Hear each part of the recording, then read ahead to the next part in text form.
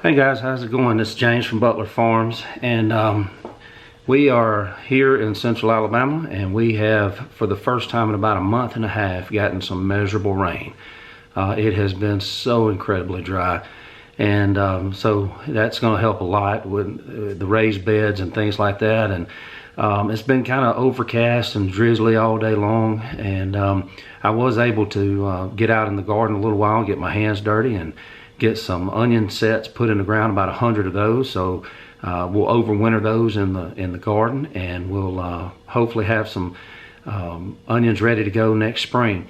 But on days like this, the winter times, late fall, winter's kind of slow for me in some ways. Obviously, I don't have a garden in the ground other than the onions and some other little small things like that with my lettuce and things. But as far as producing large quantities and having a lot of work to do, this is one of my slower times. And so one of the things that I do during the winter is, instead of there being such I'm already going to be rushed and in a big hurry when it comes to the spring anyway, all the way through the summer. So I try to do some of my prep work now. I try to get ready now so that I'm not so rushed and having to put things on hold in the spring that I need to get done. And so over the next couple of weeks, I'm going to share with you some of the things that I do to get ready for the spring, get ready to start seeds in early spring, get ready to get everything cleaned up and ready to go and make sure it's working. So I'm going to be bringing that to you over the next several weeks. And so what I wanted to talk to you about today is seed organization. And this has been kind of a sore spot with me over the years. I've tried so many different ways to organize my seeds. I have used boxes. I have used different envelope type systems. I even bought a system that was supposed to make it easy to organize my seeds, and none of them really worked for me. And I know different people have different ways of doing it, but I'm going to show you what I use now and have used for the last several years that allows me to be able to see what I have, what I need, and how much of different things that I have. Now, before I get to that, I do want to say that seeds are one of those kind of things that you know, for me, I have a bad habit of buying seeds, a lot of seeds. And as you'll see in some of the garden tours this winter, as I show you, you know, where I put my garden and things like that, you'll see I don't have a lot of room. But it's one of those kind of things. Over the years, I have bought a lot of seeds that never got put in the ground simply because I was overstocked. And over the last several years, I've really cut back. I used to try to grow some pretty exotic things, different types of peppers and tomatoes and different types of winter squash that, to be honest with you, we just didn't eat. We didn't use them. And with the tomatoes, the more exotic type tomatoes, we used them. They just didn't produce at the level that we needed them to, as far as preservation and being able to keep them and be able to can them and use them throughout the year. So we've made an effort to cut back on that kind of thing. Now, there are some that I still use and play around with just simply because I like to do it. But I don't devote a lot of space to them because I'm needing production. I'm needing quantity as well as quality. So I have to be really careful about the use of my space, and this organization helps me do that. Now, as far as seeds go, in the past, I have bought seeds from some big box hardware stores that have the big displays, and that's all nice. And I know a lot of people that still do that. And I still have some in my organization system, and the ones that I still have still work. But overall, even though they're cheaper than ordering from some of the seed companies that I use, I have not been very successful with them. They are as far as germination rates, they have been disappointing. And when I set up my soil blocks and put them into my trays, and I spend that time, and I've got them on heating pads under grow lights, and you look at a seed flat, and about half of them have not germinated. that's frustrating. And I will replant some of those and things like that. And what I found is a lot of the seeds from the big box stores, even the ones that germinate, once I transplant them out, they're usually not the healthiest plants. And so it's just kind of like anything else in life. You kind of get what you pay for when it comes to seeds. And there's some companies that I have come to trust that I use on a regular basis. And yes, you are going to pay more for those seeds, but the quality that you get, if a seed pack has 50 in it, I can guarantee you that in my experience, 40 to 45 of those at least are going to germinate, and that's really good. I know I use Hoss Tools a lot, company out of Georgia. I use Baker Creek out of Missouri.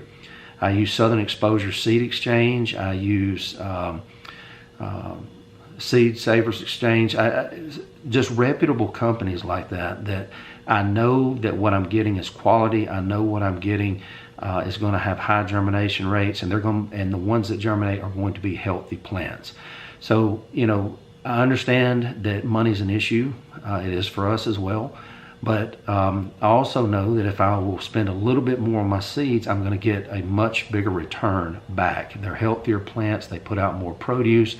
And that's just been my experience. So with that being said, you know, I'm not telling you not to go buy at these places if that's what you've got available to you. But with the internet being what it is, you can go to any of those 4 that I just named and just scroll through all the hundreds and hundreds and hundreds of seeds that they have, and just find something that works for your area and give it a shot. And I think you're going to be pleasantly surprised.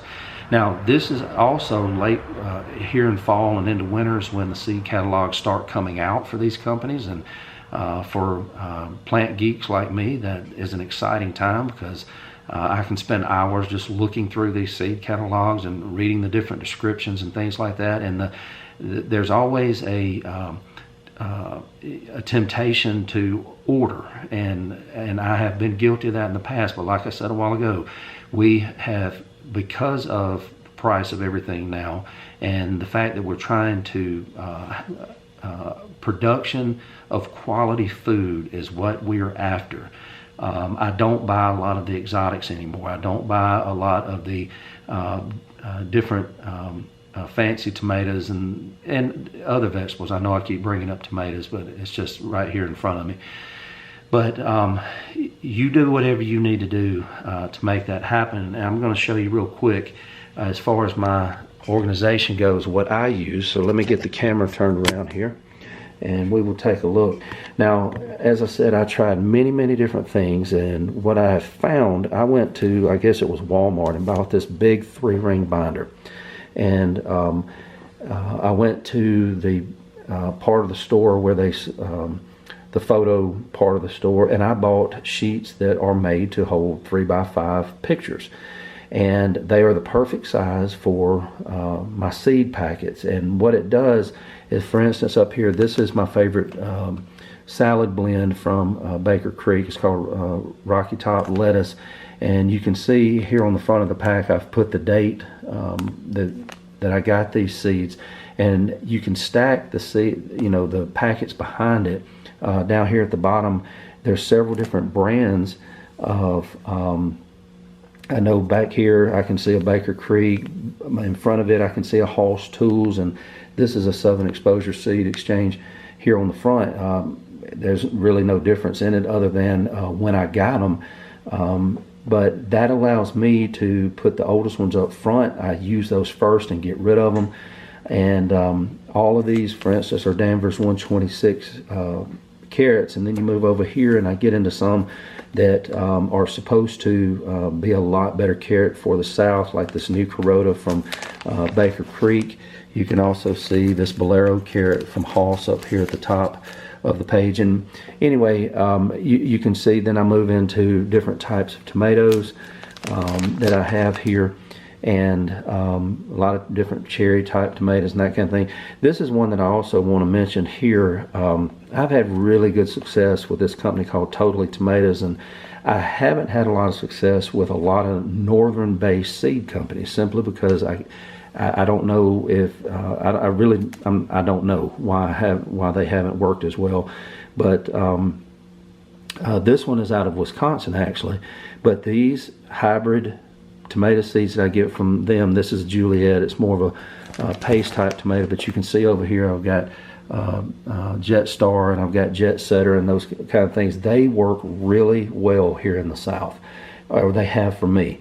So yeah, I use them. They have a good product, and just because it's called Totally Tomatoes. Now, if you go on their website, you're going to see they have a lot more than just that. But I do order these from them, and I will start those. You can see that these are 2023, getting ready to go into the next planting season, and I will use those. And then I get into the peppers, all different kinds of peppers: sweet peppers, bell peppers, hot peppers, squash, zucchini. Then I get into some of my pumpkins and different types of winter squash, and there's some Malabar spinach there that works really well here in the South. I do have a few of the yellow wax beans of different brands, and the reason that I bought bean seeds in the small pack is this year's going to be the spring of 2024 is going to be a trial run for these to see how they work here. I hear good things about yellow wax beans, these are actually Cherokee wax beans, and I'm going to try them here, and I will put their names out in the garden to see which company works best, and if we like them, it'll be something that we'll use again. But then I get into my greens. I've got collards, I've got kale, I've got mustards, different kinds of things like that. We don't need a lot of those, so I just buy those in small packs. And then I get into my herbs. And from that, after I get everything organized, then this is Baker Creek's new catalog for 2024. And I'm not advertising for them, it just happens to be the one sitting up here. And so I start making my list. This is my list of the herbs that I'm going to try to grow on my heating pads under my grow lights in the shop this winter, so that we can have some fresh herbs. It's simply an experiment. As I told you in an earlier video, I'm always experimenting, trying new things, and so I'm going to try growing herbs inside on my heating pads this winter before I have to start my spring and summer seeds on them, just to see what I can do. But as I start getting these catalogs in, I start making my list of things, and of course I have to go back and mark some out simply because something's caught my eye, and I have to go back later and think about, is this really something that's going to help us as far as food supply, or is this just something neat that I want to try? But up here at the top, I've started my list for Baker Creek. This in the middle is Hoss. I've got Jet Star and Jet Setter already written down for Totally Tomatoes, because I know that I'm going to want at least one more pack each of those because they work so well here, and that list will just keep growing. And I will get those ordered this winter, or possibly after the new year, and get those seeds in. Now, one of them up here that I'm thinking about doing is this Purple Galaxy tomato, and that's more of a want. This is it on the front. I've read about it, and then it happened to be on the front cover of their catalog this year, and it's not even available yet, so I'm hoping to get my hands on some of those. Do I expect it to be a production tomato that puts out large quantities of tomatoes? No. But it is, as you can see, it's a beautiful tomato. It's just one of those kind of things that I want to try and see if I can grow it. Not going to devote a lot of space to it, but at the same time, I want to, still have fun with it. We are, again, trying to grow as much of our food as we can, but at the same time, I don't want it to become all about work. I want to experiment and have a good time with it as well, and just see if it's something I don't like, I won't order them again. Also, we'll start marigolds and things like that in the spring.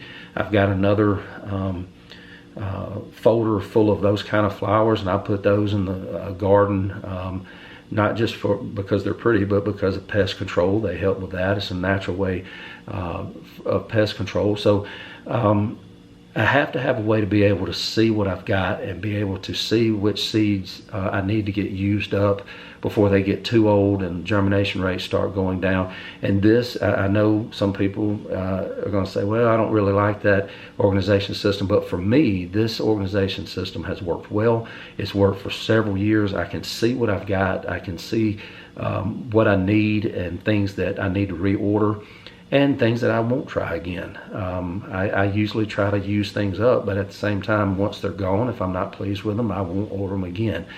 But anyway, over the next several weeks, like I said, I will be doing several videos on prep that's getting ready for seed starting, getting ready for that kind of a rush that comes in early spring, late spring, as we get ready to start another growing season. And also, I'm going to try the experiment with the herbs in the shop this year and see how that goes. But I really want to thank you for those of you that are watching these videos and subscribing. We are still growing every day. And as I've told you before, I did this more just for the fun of it and the challenge of it, and because people told me, you won't really do a YouTube channel. And so here I am. I'm doing a YouTube channel, and we're still growing every day. It amazes me that when I check it, it's amazing to me that we're still growing like we are. But if you haven't subscribed, I'd ask you to go ahead and do that. If you know people that like this kind of content, then tell them about it. And even with our busy schedules, I'm going to try to get more videos up and going. And don't forget to subscribe, like, and share. And as always, I thank you for watching, and I will see you next time here at Butler Farms.